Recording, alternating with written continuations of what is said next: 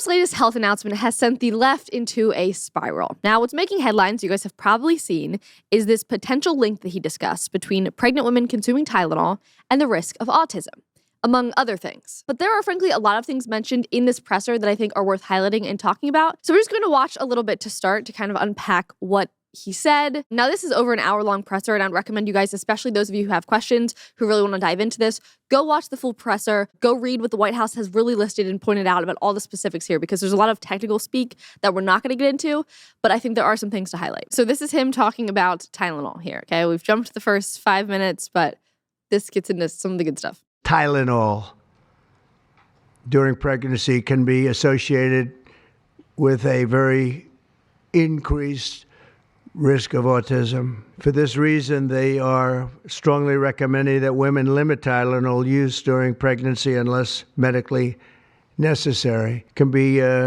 something that's very dangerous to the woman's health. You shouldn't take it during the entire pregnancy. They may tell you that toward the end of the pregnancy, you shouldn't take it during the entire, and you shouldn't give the child a Tylenol every time he's born and he goes and has a shot. So a vaccine. He's saying you shouldn't give Tylenol to a child after vaccine, which happens a lot because children experience fevers or other side effects, and then they are given Tylenol to offset those side effects from the vaccine. So there's a lot here below the surface that is sort of being slowly brought out via this presser. But to start, my just immediate thoughts here is that a bunch of more research needs to be done about all the things that he's about to lay out. But the fact that he's laying them out, I think, is a good first step. All pregnant women should talk to their doctors for more information about limiting the use of this medication.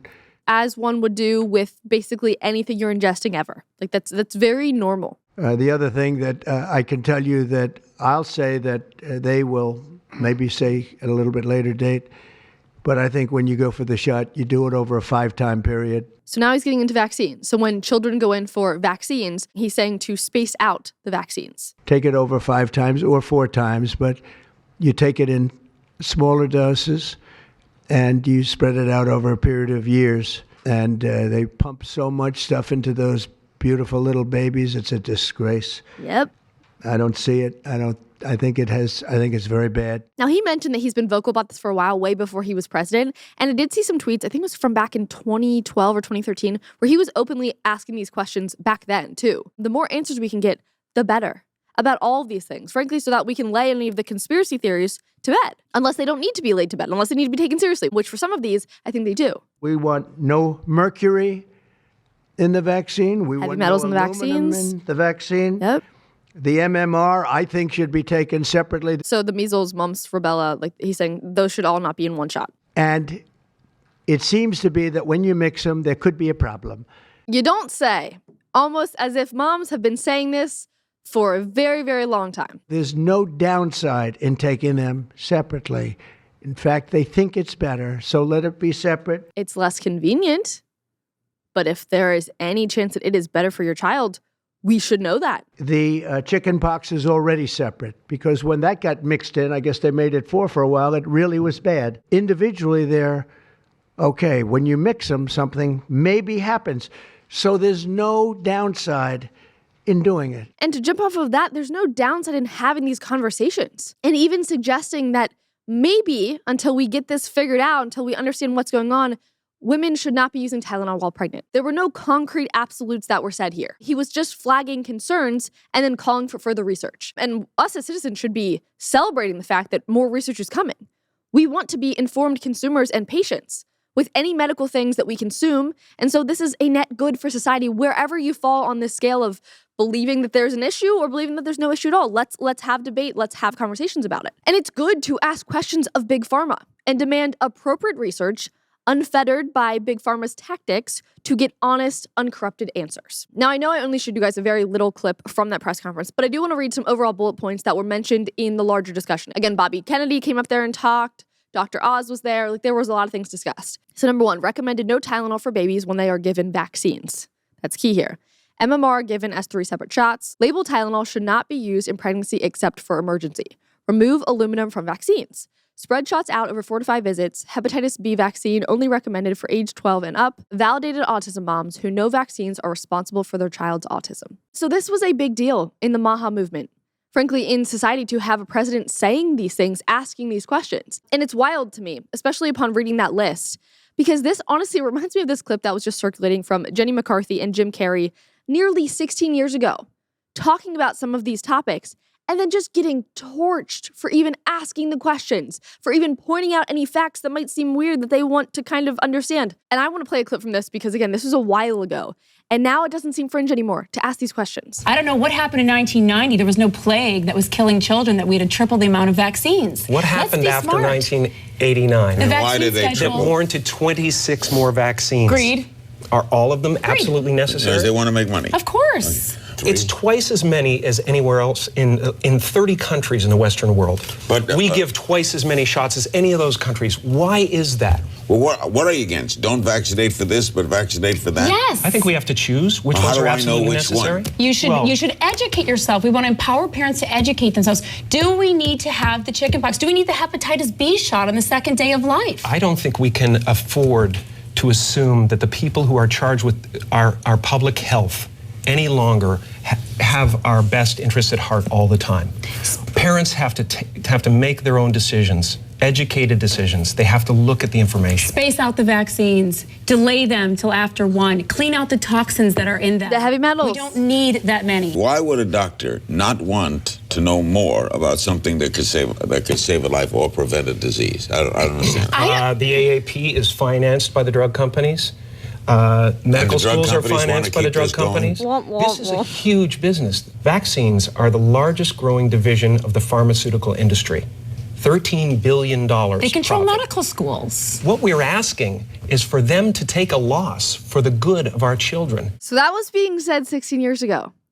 And now Trump highlighted a bunch of those things that he said in his press conference. There's accurate things here that need to be looked into and discussed. And again, research that is not funded by the same pharmaceutical companies that are selling and giving the vaccines. That seems simple also, so I hope that Trump does that soon. Obviously, the comments under a lot of these conversations about the Tylenol specifically were things like this. I never took Tylenol when I was pregnant, yet my kids have autism. And yes, of course, that's true probably for many, many people. Trump was not suddenly claiming that he found some exclusive and absolute direct cause of autism, or some guarantee that your child would develop autism from taking this at all. That is not what I heard in this press conference. It was simply presented as a potential risk, even tiny, even super, super tiny, just enough that parents would obviously want to be aware of that, and then more studies should be done regarding that, which is what is happening here. And regarding the risk to pregnant women specifically, it's nothing new. I even brought some Tylenol. Let's see exactly what it says. Top of the bottle. On extra strength Tylenol, if pregnant or breastfeeding, ask a health professional before use. That's verbatim what Trump was just saying. Now, obviously, he's saying that there's other connections that he thinks might be potential links, but the fact that Tylenol should be used sparingly, they say it right on their own little bottle. He's not vilifying Tylenol. He's not trying to outlaw it. He's simply calling for a yellow flag to be waved, essentially, for pregnant women. But naturally, because everything that the Trump administration says or does must immediately be demonized, women on the left had this bizarre reaction to this news. Me popping Tylenol while pregnant, because WTF is the government gonna do about it?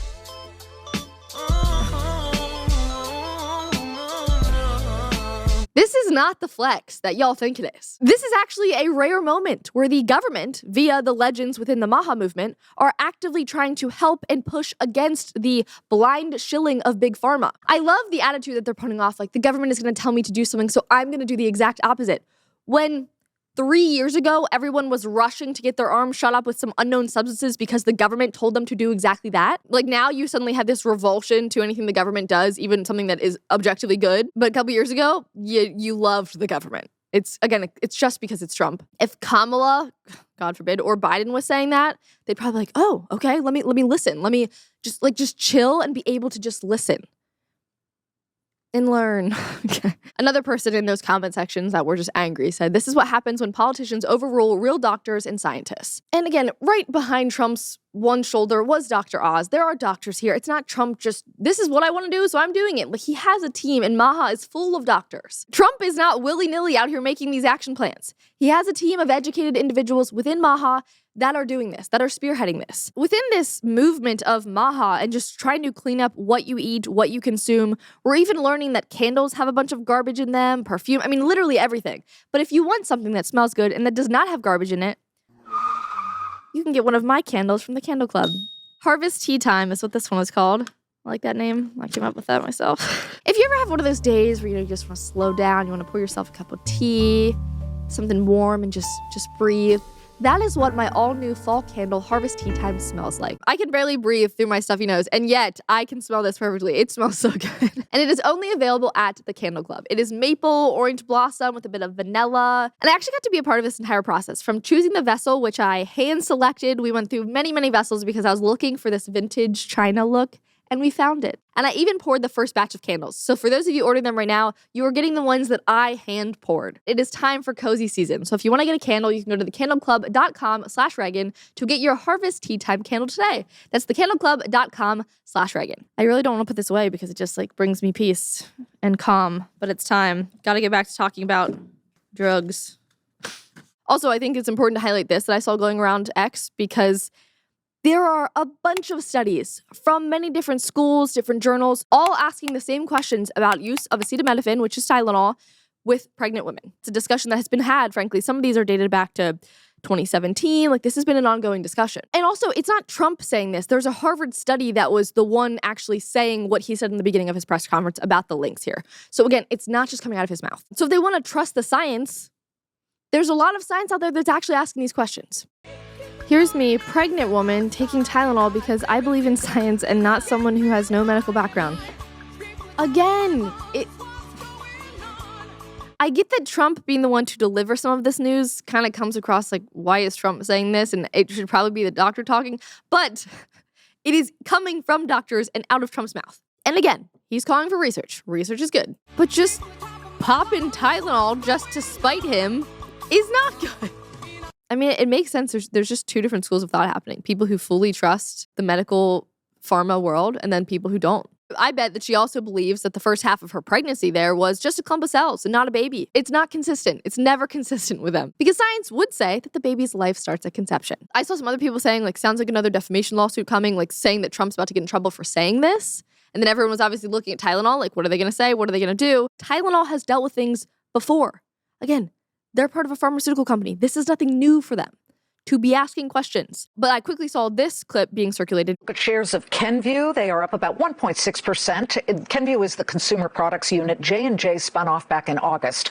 Shares hitting a one-month high at this hour after it received a favorable court ruling related to a class action lawsuit. The lawsuit claimed that exposure to Tylenol during pregnancy caused birth disorders. The federal judge in the case issued an order that will not allow the plaintiffs to present evidence for a link between prenatal exposure to Tylenol and autism or ADHD. JP Morgan added Kenvue to its focus list, saying the ruling effectively collapses the plaintiff's case in this litigation. I'm just showing this because it's proof that Tylenol has heard these claims before. This is nothing new for them. Someone even pointed out the judge here that shut down the case and said it's not shocking that it's the same federal judge that blocked Doge from accessing databases at the Office of Personnel Management. I mean, everything's connected. Look at that. It is just fascinating to see the distrust that people have in the Trump administration instead of the pharma companies, because it is not a bad thing to be questioning companies like J&J. But the pregnant libs just keep doubling down. Here are a couple other videos because there were many of these. I don't care who you are. It's you don't want to be taking any drugs unless you have to be when you're pregnant. We all know that. So this is just, it's not a flex. It's not a flex. Trump should say, all these things are so good, and then they'll do the opposite. About to take Tylenol for my headache while pregnant because I don't take my medical advice from a man who doesn't have a degree in science, healthcare, or medicine, and who had a parasitic brain infection. Oh, they're coming out RFK. And was addicted Lovely. to heroin for 14 years. Yeah, I'll trust my doctors who have their degree. Have you asked your doctors if taking Tylenol while pregnant is totally safe? Because that's what Tylenol tells you to do. Even if you hate Trump, and you think that this discussion is totally bogus and dumb, wouldn't it be better to err on the side of caution here? Just like pregnant women do with every other substance that they consume. X even started resurfacing an old tweet from Tylenol, like the brand Tylenol, that tweeted this back in 2017. We actually don't recommend using any of our products while pregnant. Thank you for taking the time to voice your concerns today. And again, that's not surprising to me, considering they already have something on the label. There have already been issues with aspirin and ibuprofen taken in the past because those carry known risks. So all of these revelations are not shocking. So Tylenol came out with a statement. Obviously, they're saying that they reject this, that there's no credible evidence linking acetaminophen to autism. But again, there's nuance here that even the Trump admin is discussing. So they're not saying it's just this exact direct link. There's underlying things that happen within the body, within different vaccines. That's what people are diving into. And so I'm not surprised by Tylenol's statement. I mean, of course, they're saying that it doesn't. If they were saying that it did, or they were in agreement, you would think that we would already know that. But that's why I'm more than happy that they will be doing research that is outside anyone connected to Tylenol so that there's no bias at play. They do say, as long as it's used as directed by expecting mothers, infants, and children, but on their own bottle, used as directed by doctors, which is the same thing that Trump was saying. And I hope that it's not. I hope that it all comes out to be no way connected to vaccines, Tylenol, any of the above. But again, worth the research. Here's a tweet that I thought was important to highlight. And they said, nobody is saying Tylenol is the cause of autism. They're saying it's potentially a cause. Dismissing this advisory because of politics is dumb when the studies from major universities that found a link are very much not Trump allies. Even Trump said later in that presser that, Bobby wanted him to wait a few more months to get even more studies. And he's like, well, we might as well just get this out and then we can continue to evolve as studies come out. Because he's like, it's more important that people know this just in case there is some truth here. And to that extent, I thought actually that's a good point because again, there are no heavy downsides here with women not just popping these every day. Like that's okay. Also, the people who are really kind of diving into the nuance here, I wanted to just highlight one doctor. And again, these are all jumping off points for you guys to go explore if you're interested in this topic. But one guy over on Twitter made this point that I wanted to highlight. He's alleging that the reason we have a huge increase in autism rates is not because of Tylenol.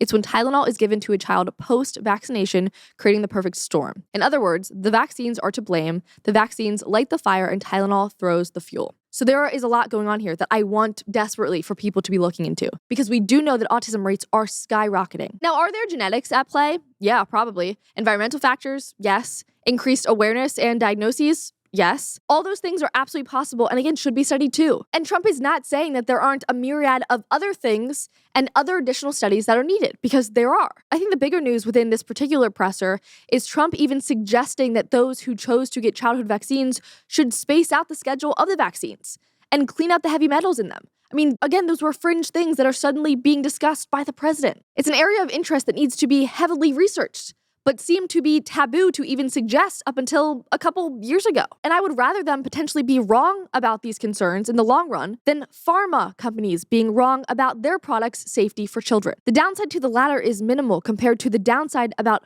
pharma being wrong. It's so good to see that now it seems like there are truly proper scientific studies being done without the power of establishment big pharma interceding to get the truth about how any and all drugs can impact developing children. And thankfully, there are multiple years of MAHA ahead that better deliver on the promises of this research. But it's the immediate reaction from the left of just this blind fury, the same way that they had blind allegiance when Biden was in office, that worries me the most. Because these discussions are for the betterment of public health at large, spearheaded now because we the people have demanded them. And yet, there is a group of people that are just so quick to vilify and politicize these discussions rather than simply hearing and discussing them properly. So let's have the debates. Let's have the conversation. Let's share the personal testimonies of families across the nation who've experienced a whole wide array of things and interview medical professionals from all over the map to see if we can get a proper reading on exactly what is going on. But this outright anger, because it's coming out of the Trump administration, won't do our future generations any good. Thank you so much for watching today's episode. If you want more content like this, make sure to subscribe to this channel and like this video if you enjoyed it. For other content, you can also follow me on Instagram and X, as well as our brand new comment section Instagram. I'll see you in the next episode.